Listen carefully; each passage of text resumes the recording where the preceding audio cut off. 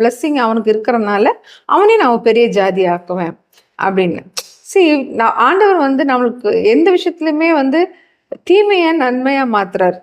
அவங்க வந்து என்ன ஐடியால சாரால் வந்து பண்ணாலோ, அஃப்கோர்ஸ் தனக்கு பிறக்காதுன்னு நினச்சிட்டு பண்ணா, அந்த டவுட் எல்லாமே அந்த டைம்ல இருந்தது, பண்ணா.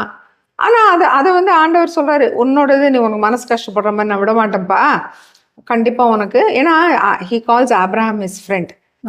அவர் வந்து ரொம்ப ஒரு சோதம் குமாரா இது பண்ணும்போது கூட எப்படி நான் வந்து என் ஃப்ரெண்டு கிட்ட சொல்லாம நான் போவேங்கிற மாதிரி கேட்குறாரு. அதுல கூட பார்த்தீங்கன்னா நான் 4-5 வாட்டி கேட்டே இருக்காது. 50 பேர் நல்லவருங்க இருந்தா அழிக்காம விட்டுருவீங்களா?